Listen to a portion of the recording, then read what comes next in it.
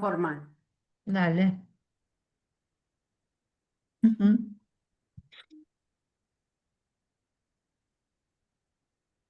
Bueno, sí, ya estamos. Ya puse a grabar, ¿eh? Yo Genial. también. Dale. Sí. Muy bien. No apareció el recording. No, pero No. apareció antes. No sé, porque Bueno, esto es bueno. algo nuevo de Zoom, así que Ujú, ujú. encomendémonos a los dioses de la internet, a ver cómo Sí. funciona esto. Sí. Bueno, buenas tardes a todos. Tenemos el placer de volver a escuchar a Paula Barsavsky. La voy a presentar. Paula nació en Buenos Aires, donde reside actualmente. Es escritora, traductora, docente y periodista.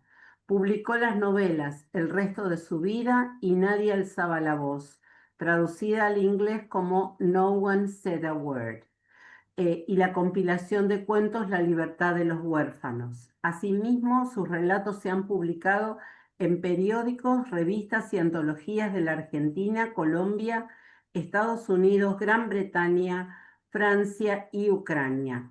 En cuanto a la no ficción, reunió sus entrevistas con escritores de lengua inglesa en el volumen titulado Las mil caras del autor del 2016, 2015 y 2016, traducido al francés también, y que incluye entrevistas a Joyce Carol Oates, Richard Ford, Ali Smith, David Lodge, Hanif Kureishi, David Leavitt, Siri Huslet y Russell Banks, entre otros.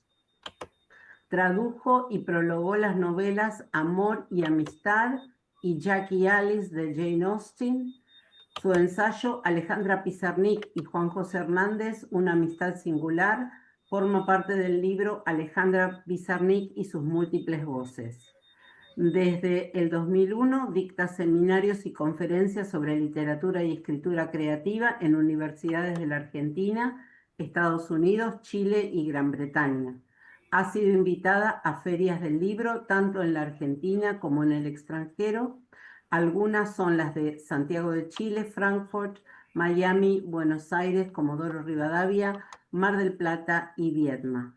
Su obra ha sido traducida al inglés, francés y ucraniano y es miembro del Consejo Directivo de la Fundación Sur. Bueno, muy bienvenida, Paula. Un placer volverte a escuchar. Bueno, muchas gracias por la invitación. El año pasado sí estuve con Molly y ahora con Los Muertos, el cuento de Joyce, el último cuento de el volumen Dublineses. Bueno, pensando en el cuento, este cuento que a mí me encanta y que leo y releo, y para una propuesta, para este ciclo de conversaciones sobre Joyce en sus distintas facetas y libros, se me ocurrió tomar el tema del tiempo en este cuento. ¿Por qué elegí el tiempo? En realidad, la idea vino por el final del cuento, porque el final de este cuento, que siempre me vuelve a llamar la atención y a estremecer y a hacerme pensar mucho, es un final que tiene que ver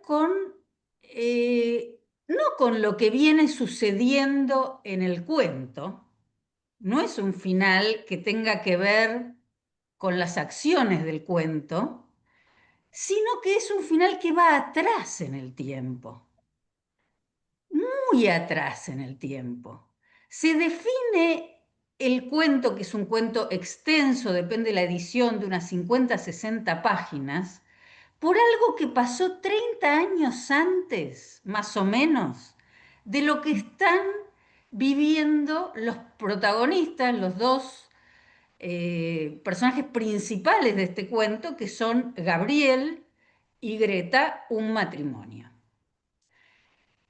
Ese final tiene que ver, para los que no lo leyeron, con un recuerdo. Esto sucede, este cuento, todo en una noche de Navidad, en Dublín, a principios del siglo XX. Es un matrimonio que tiene hijos, joven, pero ya con hijos, y van a celebrar la Navidad a la casa de las tías de él, de Gabriel, el hombre de esta pareja. Y al final pasa que sucede una situación compleja, tensa y llena de emociones entre ellos dos, pero por algo que pasó antes incluso de que se casaran, cuando ella era adolescente, y es porque ella recuerda a un chico del que ella estuvo enamorada y que él estuvo enamorado de ella, y que murió cuando tenían 17 años. Y estamos hablando de, bueno, si no son 30, son 25 o son 20 años después. Estamos hablando de una situación previa a este matrimonio, de la adolescencia de ella. Y toda la tensión del cuento, como digo, no tiene nada que ver con algo que pasó en esa fiesta de Navidad, por ejemplo, en la que estuvieron ellos juntos y que entonces se resuelve al final, sino que lo que pasa es una epifanía, como termina en una epifanía este cuento, como varios de los cuentos de dublineses, que ¿qué es una epifanía? Es una revelación. El marido se entera concretamente que su esposa tuvo un gran amor cuando ella tenía 17 años y el chico que estaba enamorado de ella también tenía 17 años. O sea, es algo que no tuvo ninguna interferencia en el matrimonio. Es más, ese chico murió a los 17 años, ¿no? Esto es un dato. O sea que todo lo que él siente de que, bueno, celos, obviamente, pero que va mucho más allá de los celos, que es como redefinir a su esposa, ¿no? Es como si volviera a conocerla, porque él ese dato no lo tenía. Él no sabía eso de ella. Entonces ella ahora es otra. O sea, no es la que él creía que era.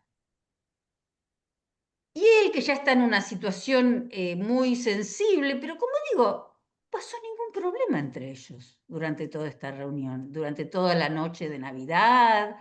Todo sucedió bien entre ellos. Y en todo caso, los conflictos que hubo entre personajes fueron entre otros personajes. O sea que pasa, a él le pasa algo muy fuerte al enterarse de esto, que como digo, no tiene ninguna incidencia real en nada, más que en el interior de él, y es algo que pertenece a un momento lejano en el tiempo.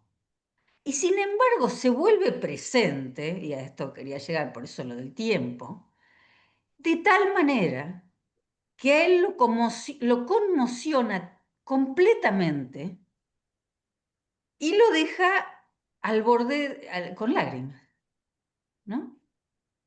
Y como digo, es una revelación, es algo que, digamos que le reconfigura su matrimonio y a su esposa, porque pareciera, esta es mi interpretación del final también, que él tiene que conocerla nuevamente, porque él la conocía de otra manera, para él era otra. Y este dato tan lejano en el tiempo le hace ver que ella fue otra persona, no la que él cree hasta minutos antes de enterarse de esto.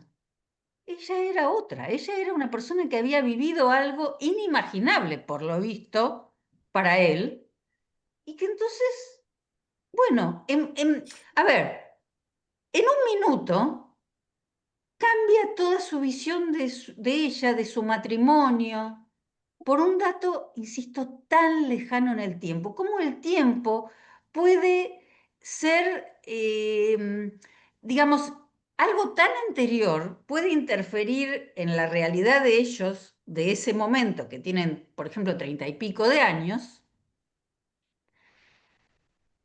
pero no porque él se entera de algo que estuvo dentro del matrimonio de ellos. No, sino de un dato de ella y que tampoco tiene que ver con que se entera, a ver, de algo que uno puede decir horroroso de su pareja y dice, ah, ¿cómo? Con esta persona estuve. No, no, porque él se entera de un gran amor de ella. y que ella le dice a Greta, le dice a Gabriel, que probablemente ese chico murió por ella, ¿no? Probablemente él murió por ella, porque ella se iba a un convento. Ella tenía 17 años, terminaba el secundario, se iba a un convento, y cuando se despiden, porque el chico estaba enfermo, pero la cuestión es que él cuando la vio pasar e irse, él dijo, yo ya no quiero vivir. Entonces ella se quedó siempre con la sensación de que se murió porque ella se iba, ¿no? Entonces ella le termina conversando con el marido, con Gabriel, y le va contando todo esto a través de preguntas que él le hace, en un momento ya muy sensible porque es la Navidad, y vieron que la Navidad siempre es un momento muy sensible.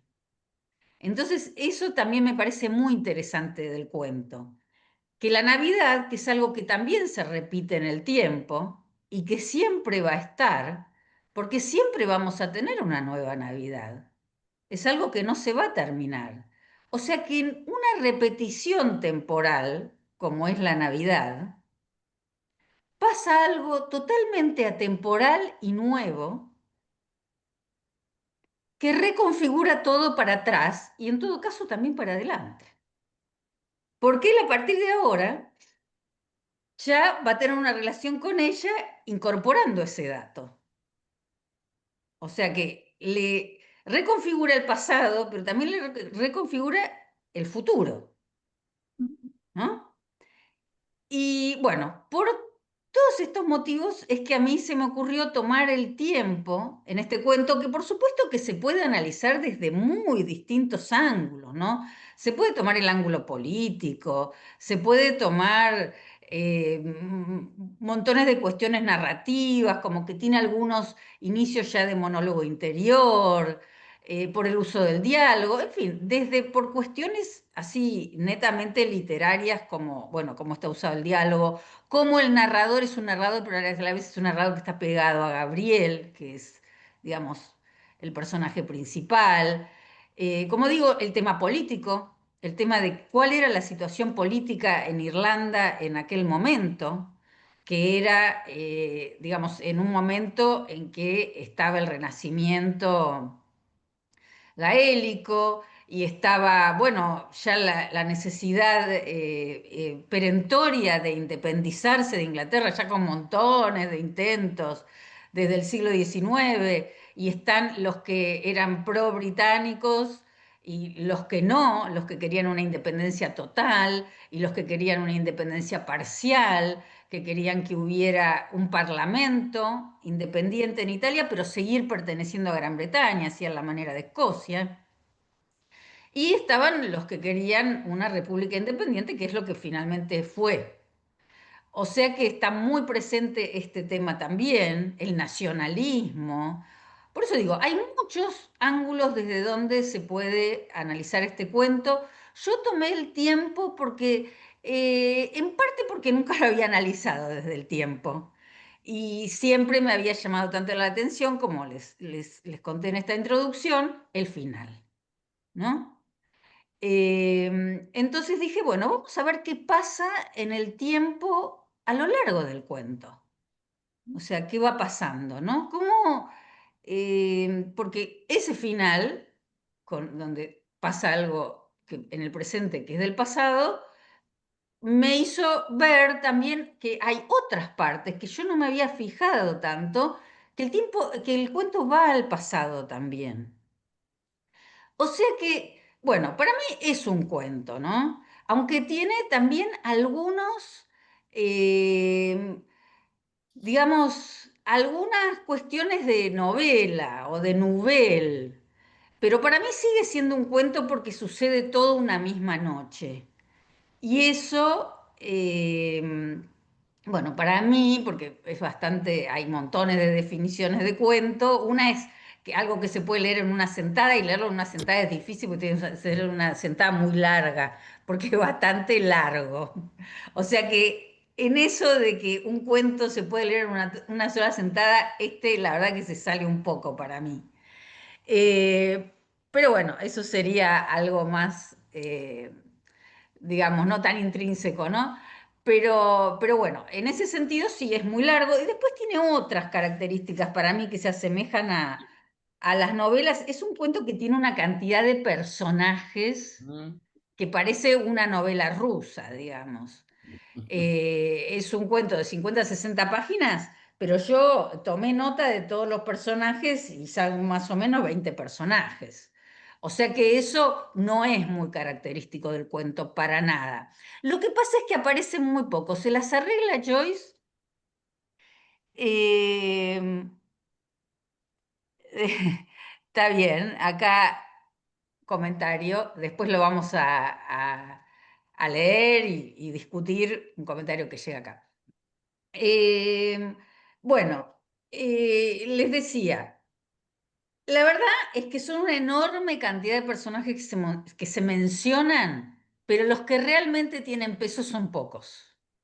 Eso también es cierto. No es como en las novelas que están llenas de personajes que realmente nos tenemos que acordar de una cantidad enorme de personajes. Acá no, porque acá muchos, me di cuenta esta vez también analizándolo, realmente están nombrados con nombre y apellido, pero o sea, no están nombrados esa vez nada más. O sea, no solo no tienen protagonismo, no, que prácticamente ni participan. Se los nombra con nombre y apellido porque sí, digamos, pero no porque sea realmente necesario. Pero bueno, si hacemos una lista de la cantidad de personajes que hay, como les digo, son montones, son como 20, pero los que realmente participan son muchos menos. O sea que sí tiene la cuestión de la novela, por ahí de tener muchos personajes, pero en realidad, como digo, en la novela tienen en general más participación que acá. Y después tiene esto de ir al pasado y volver al presente, que es también, digamos, yo, bueno, esto porque doy talleres literarios, de novela y de cuento, en general recomiendo que no vayan demasiado al pasado y vuelvan en un cuento. No es algo muy recomendable. Se puede hacer, se puede ser, está lleno de cuentos que van y vuelven, pero no es lo más recomendable. Pero este cuento sí va y vuelve mucho al pasado.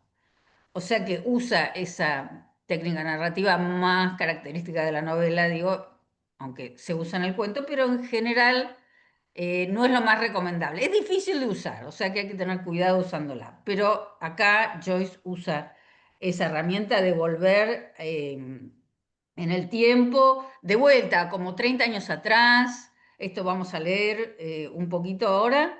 eh, y para contar rápidamente quiénes son las tías de Gabriel, que son las anfitrionas de esta fiesta de Navidad, ¿no? Ujú. Que es una fiesta que ellas hacen además todos los años, ¿no? Y acá también está la repetición, el baile, porque es una fiesta con baile, con mucha música. Ese es otro, eh, digamos, tema a través del cual se podría analizar este cuento, que es la música, ¿no? Porque la música tiene un protagonismo enorme en este cuento y es algo muy lindo y todo lo que menciona. Pero bueno, como les dije, elegí el tiempo porque algo hay que elegir. Bueno, viendo esto del tiempo, hago una pequeña digresión. Me empecé a fijar cómo se define el tiempo. Porque yo pensé, a ver, si yo dijera tiempo, ¿qué es el tiempo? Si yo le tengo que explicar qué es el tiempo a alguien que no sabe el tiempo, ¿qué le podría decir? Que no sabe qué es el tiempo. ¿Cómo se lo podría definir? Bueno, busqué alguna definición y es bastante abstracta, pero bueno, es la que figura en un diccionario, por ejemplo, que es tiempo. Aquello que nos permite establecer cuándo sucedió un evento en relación con otros eventos. Ujú. Eso es lo más, digamos, concreto que pude encontrar. Miren qué difícil que es definir el tiempo. Bueno, así que esto me llevó a eso también. Bueno, les voy a leer fragmentito que es el primero. Primero el cuento empieza así como una narración que avanza hacia adelante, ¿no? Avanza, donde, bueno, hay una reunión, hay una chica primero que está yendo todo el tiempo a abrir la puerta porque tocan el timbre, tocan el timbre, tocan el timbre, que se llama Lily, que es la chica que trabaja en la casa de dos hermanas solteras que viven ahí, a su vez con una sobrina, que son las hermanas Merken, que son las tías de Gabriel, que es el personaje principal del cuento. Entonces, bueno, el cuento empieza, como les digo, en esta situación ajetreada de que empieza la fiesta de Navidad y les van abriendo la puerta a todos los invitados que llegan en una noche fría, por supuesto, porque la Navidad ya es fría, y además con mucha nieve, cosa que no necesariamente pasa. No tiene por qué nevar siempre.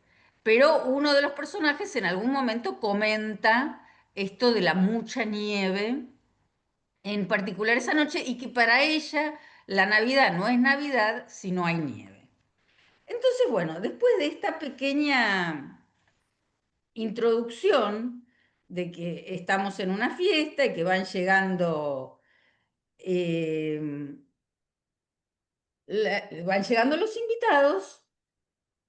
Después viene el narrador que va para atrás y nos cuenta, porque nos ubica yendo al pasado, quiénes son estas señoritas Morgan, perdón, no Merken, Morgan, y el baile anual. Entonces dice así, el baile anual de las señoritas Morgan era siempre un gran acontecimiento.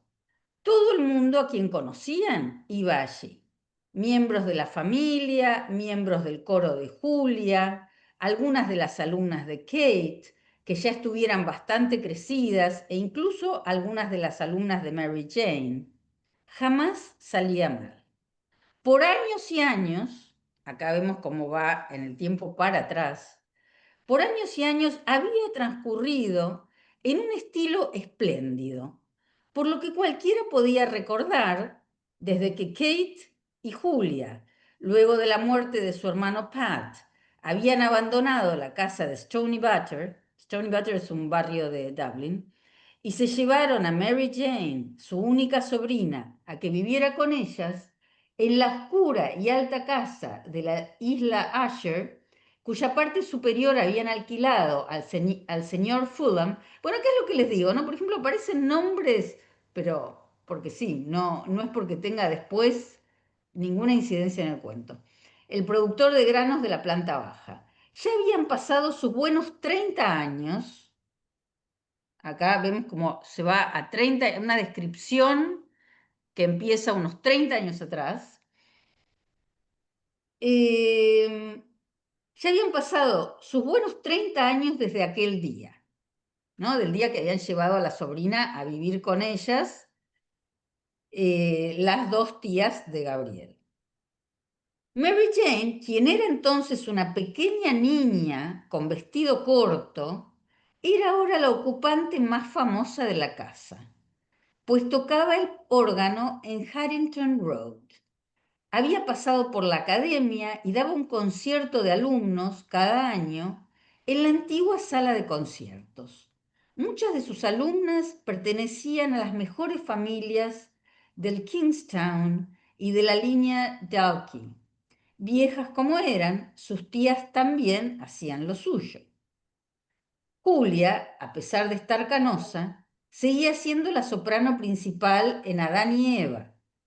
Y Kate, estando ya débil como para salir mucho, daba clases de música a principiantes en el viejo piano vertical del cuarto trasero. Lily, la hija del encargado, les hacía trabajo de la casa. A pesar de que su tren de vida era modesto, creían que debían comer bien. Lo mejor de todo: costillas de riñonada, té de 3 chelines y la mejor cerveza embotellada. Pero Lily rara vez se equivocaba en las compras, así que se llevaba muy bien con sus 3 amas. Eran quisquillosas, Eso era todo. Lo único que no aceptaban era que se les respondiera. Bueno, después sigue describiendo un poquitito más y después volvemos al presente. El presente está muy nutrido de diálogo, ¿no? Durante el cuento hay mucho diálogo. Conocemos mucho a los personajes a través de lo que dicen y el cuento toma, digamos, otro ritmo con el diálogo porque toma también el ritmo de la fiesta, ¿no? De lo que está pasando en el momento. O sea que ahí va avanzando la trama de, acá tuvimos un flashback, ¿no? Mm. Que es una ida atrás en el tiempo, donde nos enteramos de un montón de datos sobre las tías de Gabriel y la sobrina y qué hacen, ¿no? Que están todas relacionadas con la música, que el piano, que cantan. O sea, todo eso lo supimos en realidad lo que les leí es un párrafo, nada más, un párrafo largo, pero es un párrafo. Y hay uno más. En 2 párrafos nos enteramos, yendo hacia atrás, como hacia 30 años atrás, toda una cantidad de datos de las anfitrionas, porque ellas son las anfitrionas de esta fiesta de Navidad. Y después volvemos. O sea que esto está utilizado en el cuento, ¿no? La ida atrás. No, la primera ida atrás no es la del final del cuento, sino que hay varias idas para atrás a lo largo del cuento que por ahí pasan un poco desapercibidas, porque bueno, estamos por ahí con ganas de conocer a los personajes, pero sí son flashbacks, porque realmente vuelven para atrás. Y después sigue el ritmo, digamos, de la fiesta, ¿no? Que es fiesta con baile, con canto, con comida, con, bueno, todo lo que tiene este baile fiesta de Navidad. Eh, bueno, entonces vamos avanzando con eh, la fiesta que se va dando. Gabriel llega tarde, eso también está en el tiempo y eso también es interesante porque él es el alma mater de la fiesta. Él es el que va a dar el discurso, cosa que es muy importante en una fiesta, ¿no? ¿Quién es la persona que va a hablar y va a decir, le va a dar, bueno, el tono, va a poner palabras y todos van a escuchar. Y bueno, acá no se hace tanto, pero tanto en Irlanda como en el mundo anglosajón, esto de que en algún momento se frena, ¿no? A veces se golpean las copas y alguien habla, una persona, a veces son dos, es algo que es un punto álgido de la fiesta. Es un momento muy importante de la fiesta. Las tías, acá también esto tiene que ver con el tiempo, están ansiosas porque Gabriel, que es el alma mater, que es su sobrino, que es el hijo de otra hermana de ellas que murió. Gabriel es hijo de otra hermana que ya murió. Es el sobrino, digamos, por lo visto. Es además el que va a dar el discurso. Y llega un poco tarde. Eso también es interesante en cuanto al tiempo porque las tías están ansiosas porque ¿qué pasa que Gabriel no llega hasta que llega?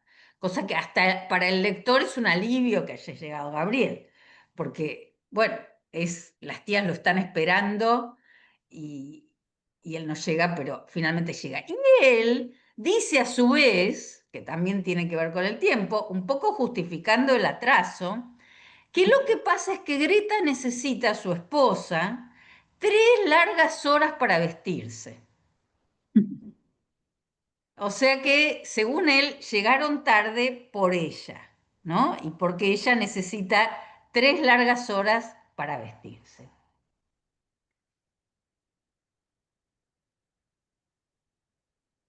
Ah, bueno, bárbaro. Van poniendo comentarios, yo ahí me voy fijando un poco, chusmeo comentarios.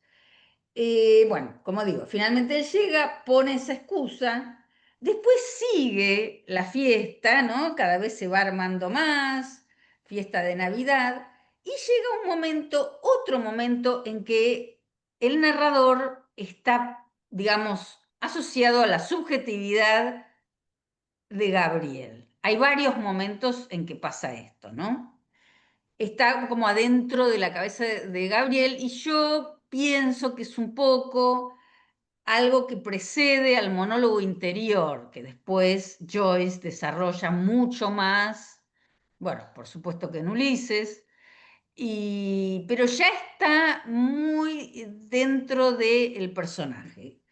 Y acá empieza este narrador que está muy dentro de Gabriel, porque de pronto Gabriel siente que la cita que buscó para su discurso, una cita del poeta inglés Robert Browning, no es adecuada para los invitados de esta fiesta. O sea, que se equivocó. Él tiene un momento de una enorme incomodidad consigo mismo, y esto, como les digo, nos enteramos a través de este narrador que está muy adentro de Gabriel, porque dice, me equivoqué.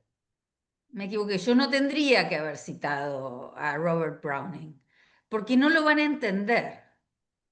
O sea, los asistentes a esta fiesta no van a entender. Yo tendría que haber citado, dice él, a Shakespeare, que bueno, por supuesto todos conocen, o tendría que haber citado las melodías de Thomas Moore, que eran unas melodías clásicas irlandesas. Él dice, yo tendría que haber citado eso y no a Robert Browning. Bueno, eh, curiosa yo porque no he leído a Robert Browning, lo confieso, pero como esto es algo que le molesta tanto a Gabriel, dije, bueno, voy a ver un poco cómo es la poesía de Robert Browning, ya que él está tan molesto por su propia elección de ponerlo y ahora se siente tan incómodo porque cree que no lo van a entender y que para qué lo puso, no tiene un momento así como de autocastigo, de por qué yo hice esto y ahora no va a funcionar, este discurso no va a funcionar. Bueno, entonces, buscando material sobre Robert Browning, di con un libro, este que tengo hace mucho, de Borges Profesor, que justamente una de las clases que da Borges es sobre Robert Browning. Como para enterarme, ¿no? Les confieso, como para enterarme sin haberlo leído, al menos qué decía Borges de Robert Browning. Y bueno, un poeta inglés, como digo, del siglo XIX, y ahí entiendo que está la primera semilla de lo que viene después, que es que él es acusado de pro-británico. Porque Robert Browning fue un poeta bien inglés del siglo XIX, con todas las características de inglés. Y claro, eso es conflictivo ya para el momento, aunque él no lo dice en su pensamiento, pero como después es acusado de pro-inglés en la fiesta más adelante, ¿no? Entonces ahí vemos que acá, al menos esta vez yo lo leí así, es un anticipo temporal en el cuento de esto tan pro-inglés de Gabriel, ¿no? Que después está bastante desarrollado en el cuento por las reseñas literarias que él hace y tiene una discusión con una persona que está en la fiesta y es acusado. Y acá está el primer dato de su predilección, vamos a decir, y de su gusto por, y de que él cree que no lo van a entender y que se equivocó al poner esta cita. Bueno, Robert Browning es un poeta, según acá nos cuenta Borges, que escribió distintos tipos de poemas largos que tenían en sí mismo historias. Por ejemplo, cuenta Borges acerca de un poema que pertenece al libro The Ring and the Book de Robert Browning, que se llama Mr. Sludge the Medium. O sea, era una época en que había estos mediums, lo que se llamaban acá los mediums, que eran estas personas que hacían que gente pueda hablar con muertos. Entonces, por ejemplo, tiene todo un poema que Borges describe sobre un señor millonario norteamericano, estadounidense, que va a consultar con el medium y que para hablar con su mujer muerta, para que lo conecte con su mujer muerta. Y bueno, parece que es un poema que además tiene humor y tiene, y el medium lo estafa porque, bueno, era una estafa, ¿no? Porque de ninguna manera lo podía hacer hablar con su mujer muerta. Entonces, bueno, ese cuenta sobre ese. Y después, otro comentario que hace Borges que me pareció interesante es que Robert Browning escribió bastantes poemas de amor, además de que escribía poemas sobre muchos temas, ¿no? Pero escribió poemas de amor y, como pone acá, cito a Borges en su clase. Dice, hay otro poema, El amor entre las ruinas, un poema de Browning, ¿no? Y dice, y este se desarrolla en la campaña de Roma. Y hay un hombre, podemos suponer que es un pastor, que habla de las ruinas y que describe el esplendor de una ciudad que había existido ahí. Habla de los reyes, de los miles de jinetes, de los palacios, de los banquetes, un tema parecido a la elegía anglosajona de la ruina. Y después dice que él solía encontrarse ahí con una muchacha y que esa muchacha lo esperaba y que él veía el amor en sus ojos antes de acercarse a ella y abrazarla. Concluye diciendo que de todo lo que hay en el mundo, lo mejor es el amor, que a él le basta con el amor, que no le importan los reyes e imperios que hayan desaparecido. Entonces Borges dice, porque hay en Browning, y no he hablado suficientemente de ellos, muchos poemas de amor y de amor físico también. Esto también para mí es un anticipo, por un lado, de su gusto por lo inglés, ¿no? Sin duda, porque este es un poeta inglés que nada tiene que ver con Irlanda y que en aquel momento que estaban en el Renacimiento irlandés y con todo lo irlandés y lo que aparece después en el cuento, que esta señorita Ivors lo cuestiona como pro inglés, también le dice que por qué va a viajar al exterior y está todo este nacionalismo. También está el tema del amor, porque el final del cuento está totalmente vinculado al amor. Y al amor que no tiene tiempo, además. El amor atemporal.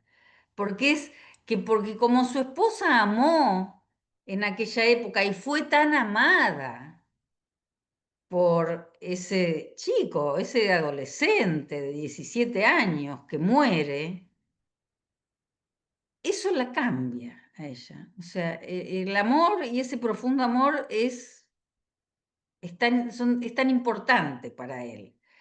Y Browning, por esto que me entero de Borges, que cuenta que escribió muchos poemas de amor y de amor físico también. O sea que también la cita la veo como un dato de lo pro-inglés, por decirlo de alguna manera, de lo que él es acusado, que en realidad no necesariamente es pro-inglés, él le gusta la literatura inglesa, ¿no? Y bueno, pero también es cierto que no está él de acuerdo, porque él dice el irlandés, porque cuando le proponen que hable irlandés, él dice, ese no es mi idioma. O sea que él no está de acuerdo con esta oleada de nacionalismo que hay en Irlanda.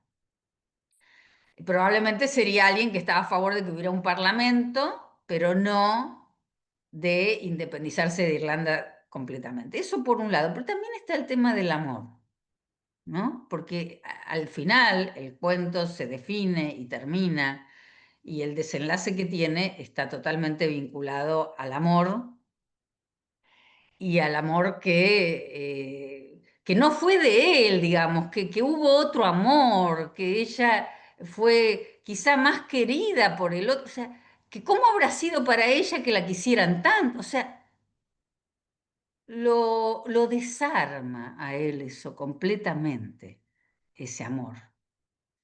Y aparece en el cuento, como digo, como algo que no viene de lo que viene exactamente pasando en el cuento, ¿no? Sino que aparece hacia el final, también por la sensibilidad de él, creo yo, porque ella tiene un momento de melancolía respecto de ese, ese novio o chico con el que veía mucho cuando tenía esa edad, y él le pregunta.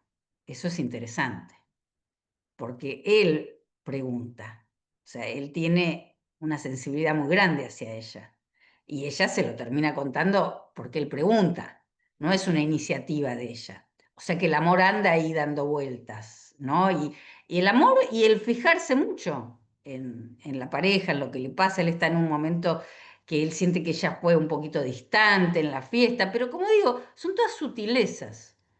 Son todas sutilezas, no estamos ante una situación disruptiva, ni mucho menos, que pasa.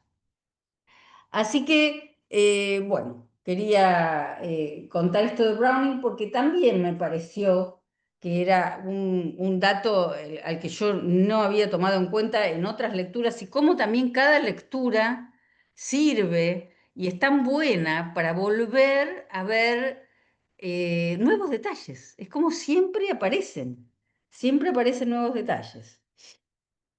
Entonces, em, bueno, seguimos. Después, a ver, vamos a ir yo les hablaba de los monólogos interiores de Gabriel y quería leerles monólogos interiores, o sea, es el narrador, pero ya va apareciendo el monólogo interior. Quería leerles un poco porque es un narrador tan particular, ¿no? Esto es ya cuando empezó la música, cuando está ya lanzada la fiesta, ¿no? Y entonces dice así: Gabriel no pudo escuchar mientras Mary Jane interpretaba su pieza académica, llena de acordes y pasajes difíciles, a la sala silenciosa. Le gustaba la música, pero la pieza que ella tocaba no tenía melodía para él y dudaba si la tendría para los oyentes, a pesar de que le habían pedido a Mary Jane que tocara algo. Cuatro jóvenes que habían llegado del cuarto de los refrescos para pararse en la puerta cuando sonó el piano, se habían ido despaciosamente en parejas luego de unos minutos. Las únicas personas que parecían seguir la música eran la propia Mary Jane, con las manos recorriendo el teclado y levantándolas en las pausas, como la de los sacerdotes, en una imprecación momentánea, y la tía Kate colocada a sus espaldas para dar vuelta a la página. Los ojos de Gabriel, irritados por el brillo de cera del piano bajo el pesado candelabro, se posaban en la pared detrás del piano. Una pintura de la escena del balcón de Romeo y Julieta. Acá hay otra mención al amor, ¿no? Acá aparecen Romeo y Julieta. Colgaba allí y junto a ella había un cuadro de los dos príncipes asesinados en la torre, que la tía Julia había bordado con hilos rojos, azules y marrones cuando era una niña. Probablemente en la escuela a la que habían ido de niñas, esa manualidad fuera una materia anual. Su madre le había hecho como regalo de cumpleaños un abrigo de tafetán púrpura, con pequeñas cabezas de zorros bordadas, rodeadas de hilos de satén marrón con botones redondos imitando moras.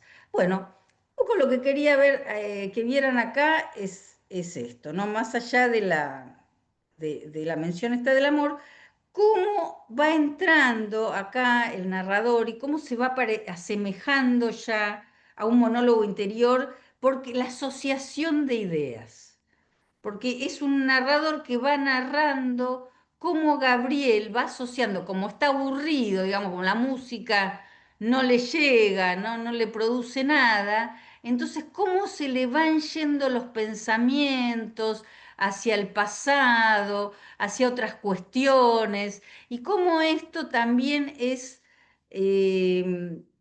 algo que después más desarrollado en otros textos de Joyce va siendo entrar en los pensamientos y que conozcamos a a los personajes a través de sus pensamientos, cosa que acaba pasando también, porque lo vamos conociendo a Gabriel a través, por ejemplo, de este momento disperso que él tiene en la fiesta, porque no puede entrar al tema de la música, no le gusta, no lo atrapa, y va volando en su cabeza, y como lectores nos vamos enterando también de cómo es él, de algo de su madre, de, bueno, distintas cuestiones. Bueno, ahora ya por el tiempo que ya vengo hablando, voy a tener que, como siempre, saltearme unas cuantas cosas que iba a querer decir, y vamos a ir camino al final, porque no me quiero perder que charlemos, sí, sobre el final, el final es el inicio de mi interés por esta nueva lectura, con todos estos detalles que fui encontrando que les acabo de contar, ¿no? Después viene lo pro-británico, que ya les conté. Hay toda una parte en la fiesta en donde Gabriel está bailando con una señorita, y ella lo acusa concretamente de ser pro-británico, y que lo lee en las reseñas que le escribe, y él ahí dice algo que sí querían mencionar, aunque sea de paso, que la literatura está por encima de la política, ¿no? Eso es importante, porque eso es un pensamiento importante de él en medio de esta discusión con una colega con la que siempre se llevó bien. Eso es lo que también él dice: yo siempre me llevé bien con ella. ¿Qué pasa que hoy, y en medio de esta fiesta de Navidad, me empieza a acusar de pro-británico?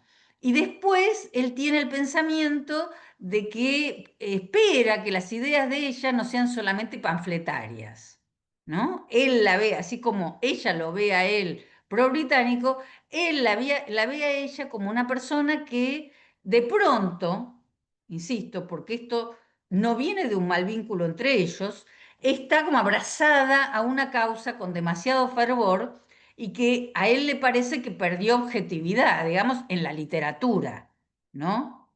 Ya no en la política, sino en la literatura, que ella ya todo lo ve a través de este prisma de color nacionalista, y que hay que hablar irlandés. Entonces él le cuenta que quiere ir al exterior para practicar idiomas extranjeros que sabe, y ella le dice: pero ¿cómo? Te tendrías que quedar acá, y acá podrías practicar el irlandés, y él ahí se manda también con la suya, que es que para él el irlandés no es su idioma. O sea que ahí, pero ahí estamos en política. Pero también él tiene miedo que ella, eso, ¿no? Que esté viendo todo demasiado desde la literatura, aunque ella le dice que le gustan las reseñas de él. O sea que ahí ella guarda también su, digamos, potencial de seguir valorando la literatura como literatura en sí, ¿no? Y que no sea todo con la política. Bueno, después de eso la fiesta sigue, comen, bailan más. Viene el discurso de él, donde habla de la amabilidad irlandesa, o sea que él también tiene algo por su pueblo. Eso también hay que mencionarlo, porque para él habla de la amabilidad irlandesa, además de otras cuestiones. Y bueno, finalmente la fiesta se termina y viene el final tan mentado. Gabriel y Greta se van, ellos dos, ellos tienen hijos, los hijos quedaron bajo el cuidado de una persona que los está cuidando y ellos no van a volver a dormir a su casa esa noche. Eso es importante, porque esto que pasa entre ellos pasa en una noche que ellos tienen reservada para ellos, que no están en la casa, ¿no? Eso también es importante, no están en el contexto de la casa con los chicos y todo, sino que justamente habían reservado un lugar donde quedarse, porque la vez pasada, en la Navidad pasada, Greta se pescó un resfrío tremendo cuando se fueron de la fiesta de Navidad. Está nevando tremendamente, y alguien hace el comentario de que está nevando en toda Irlanda, ¿no? O sea que toda Irlanda eh, queda cubierta de nieve. Bueno, después ellos están en su momento de intimidad, él está con muchas ganas de abrazarla, de estar con ella, es un momento muy buscado y pasa lo que ya les mencioné, que es que él la nota un poco en otra o que le pasa y terminan teniendo esta conversación donde ella le revela aquel amor y él siente, bueno, esto que ya dijimos, ¿no? Que esto es algo que lo saca totalmente del estado de ánimo en el que estaba, lo lleva a un estado de ánimo de confusión, diría yo, de desesperación, de, bueno, de todo esto que dijimos, que le provoca ya en un momento sensible, ya la noche de Navidad, ya como muchas ganas de estar con ella, ya habiéndola pescado como levemente distante, y después esto es una bomba que le cae a Gabriel esa noche. Y vamos a leer un poco del final, de qué le pasa a él, y también porque es una prosa tan bella, con esta situación inesperada completamente, que le sucede, como digo, del pasado, totalmente del pasado, el chico ya muerto hace décadas, pero él queda totalmente afectado. Dice así, voy hacia el final, ella se había quedado dormida, después ella se duerme, ¿no? Se queda dormida. Gabriel, apoyado contra la espalda, miró sin resentimiento por unos momentos su pelo revuelto y su boca entreabierta, atendiendo a su profundo respirar. Así que había tenido ese romance en su vida. Un hombre había muerto por ella. Casi le dolía pensar qué pobre papel había jugado él, su marido, en su vida. O sea, él se siente que queda disminuido a la nada misma. Él no es nada. Miren el contrincante, un contrincante muerto hace décadas, pero no importa, porque el tiempo no importa en las emociones, no importa el tiempo, ¿no?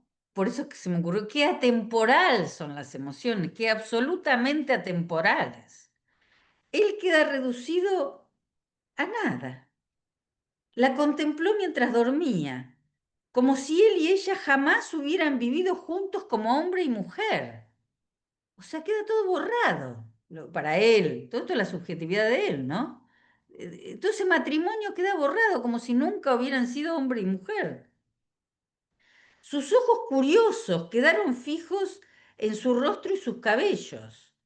Y mientras pensaba en cómo habría sido ella en el tiempo de su primera belleza juvenil, una extraña, amistosa piedad por ella entró en su alma.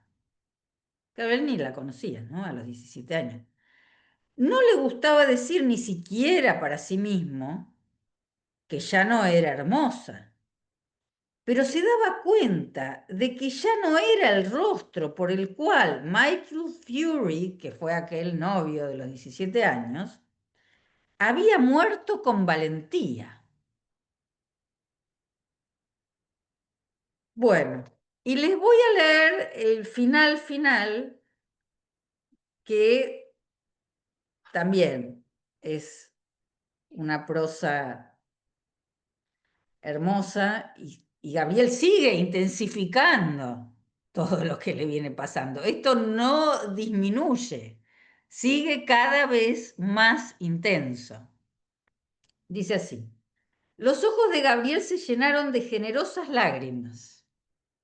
Jamás se había sentido así con ninguna mujer, pero sabía que ese sentimiento debía ser amor.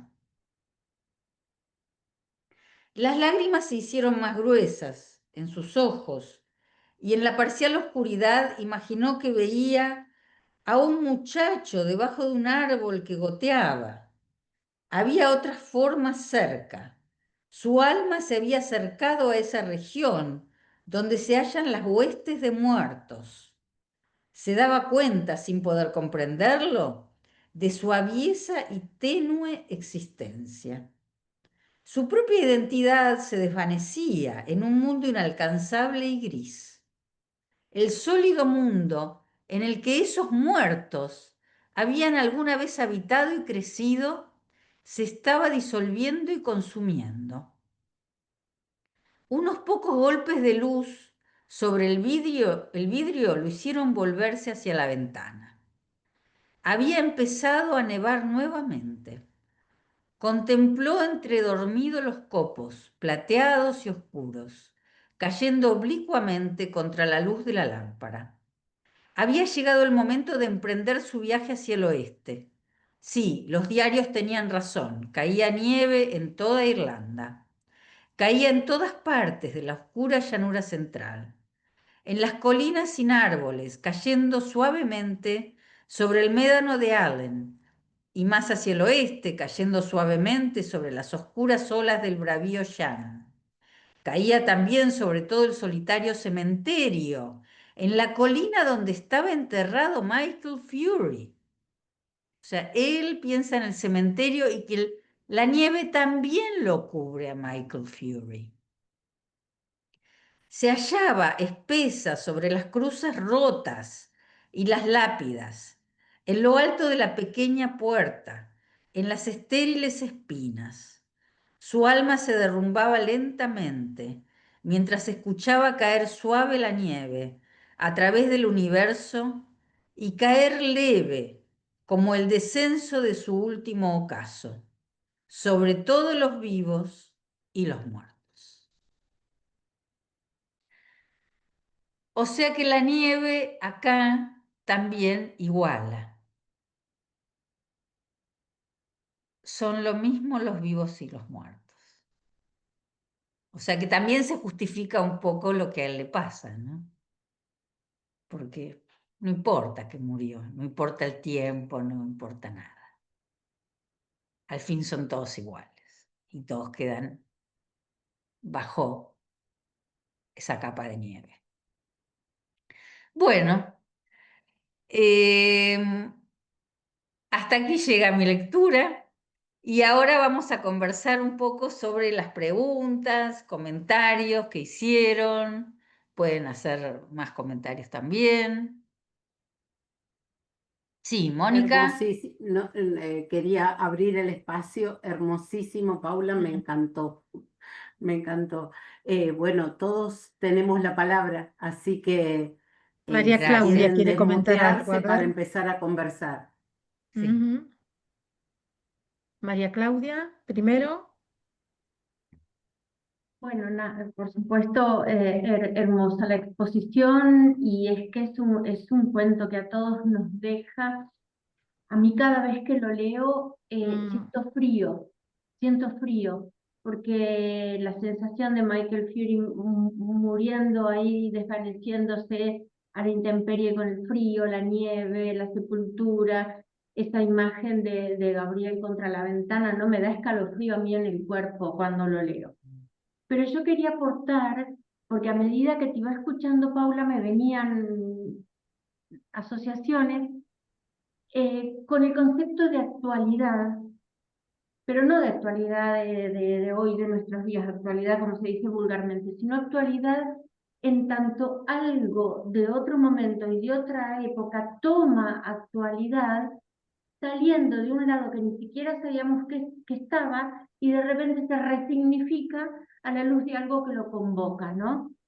Entonces se ve en este cuento ese concepto de actualidad. Y me acordaba de la definición de tiempo de Ilya Prigozhin, el científico ruso, que decía que es una flecha, el tiempo es una flecha que trae irreversibilidad y que atañe tanto a la naturaleza como a la realidad. Y me parece que esto, si bien Prigozhin es después de Joyce, es esto lo que plantea la irreversibilidad frente a la cual se encuentra Gabriel, porque no tiene vuelta atrás esto. Y él empieza a interrogarla a ella en el hotel, cuando en realidad se queda con esa imagen de que ella queda atónita en la escalera cuando escucha la canción. Y eso es donde ahí Gabriel dice, ups, ¿dónde está esta chica? Claro. Y en definitiva esto que vos decís al final, además del concepto de actualidad, que un poco también tiene que ver con la epifanía, ¿no? La epifanía, ¿de dónde viene? Viene disparada como una flecha de algún otro lugar y se nos revela así como una captación instantánea donde ya no hay vuelta atrás después de eso. Y en definitiva esto que siente Gabriel me parece esas últimas palabras frente a la ventana, que frente al amor y a la muerte estamos completamente solos y nos cubre a todos por igual, como la nieve va a cubrir a toda Irlanda, ¿no? La metáfora de la nieve en Joyce siempre está presente. Maravilloso.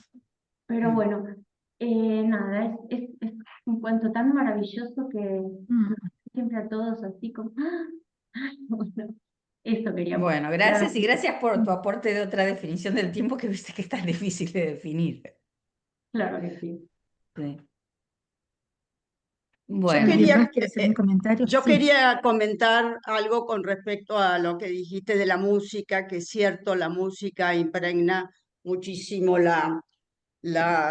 los cuentos de Joyce. Y quisiera compartir con ustedes un parrafito muy cortito que dice: parece ser que esa historia a James Joyce se la contó su mujer, Nora Barnacle, natural de Galway. Allí tuvo un jovencísimo amante que le cantaba The Lass of Aughrim y que murió de pulmonía tras una triste despedida en una noche fría y lluviosa, en la que le dijo que no quería seguir viviendo si ella se trasladaba a la capital. Joyce quedó profundamente conmocionado sin que ese recuerdo le abandonara nunca.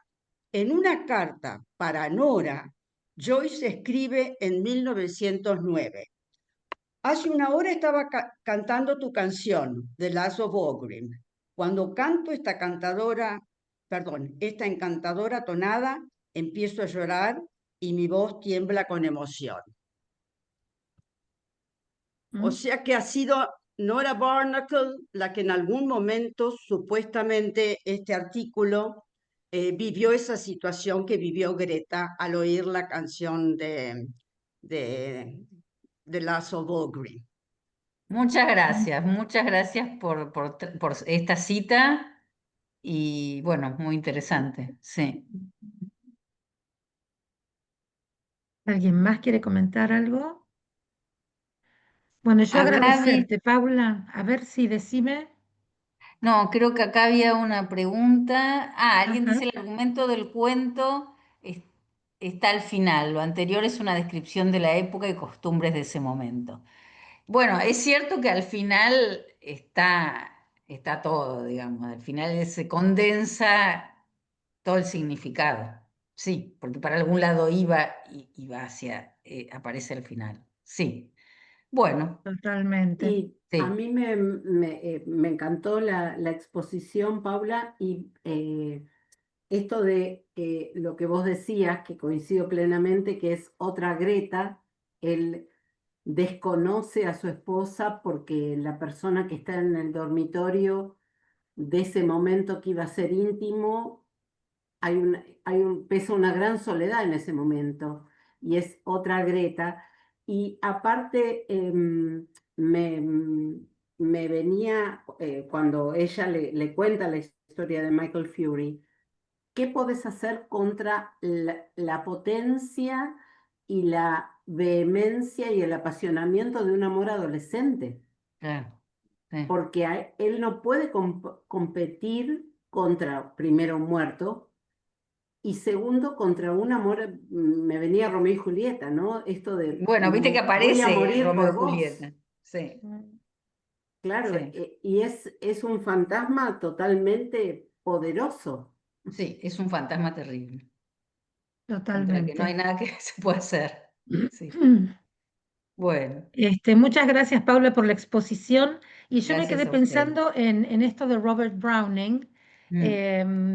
este poeta romántico.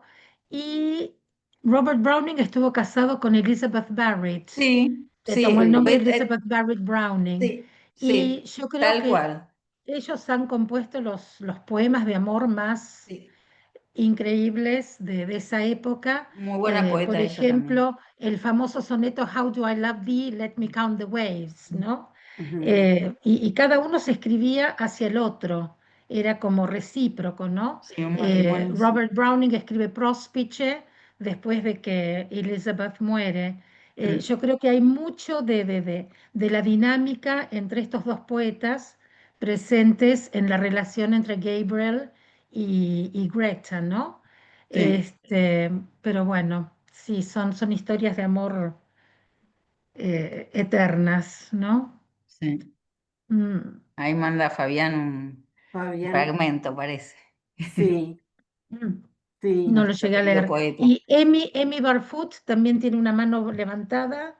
A Sí. ver qué quiere comentar. Ajá, acá está. Emma, Perdón, Sí, Emi, ahí estoy. no, Sí. mandé solamente la letra de esa canción que mencionaron que tiene como mucha, eh, como es, lazos, ¿no? Porque, en vez de la Mm, nieve, the rain, la lluvia, the first token, el primero objeto, ¿no? That passed between you and me. mm, Bueno, me pareció interesante, me puse a Mm. buscarlo. Perdón, mm, Emi, No hay ya. problema, no hay problema, está bueno. Bueno, yo en primera medida quería agradecer a Paula que me invitó a participar de estos comentarios sobre Joyce. Y bueno, en algún comentario leí, no sé, del análisis de la obra de Joyce, que las tías, las señoras que él nombra, eran en realidad sus tías, que él describe, ¿no es cierto?, toda la actitud de la Navidad en la casa de sus tías, ¿no es cierto? Y no sé si se me escucha. Sí, Sí, sí, sí, sí. Ah, bueno, perfecto. perfecto. Sí, que era, entonces describe un poco como por las hijas no tuvieron hijos, las tías no habían tenido hijos, No, o sea que él también en esa fiesta recordaba a su mamá, porque, ¿no es Mm, cierto? claro. hermana de esas tías. Era una fiesta familiar y de amigos Mm. íntimos para festejar Navidad. Entonces eso leí y bueno, me pareció interesante.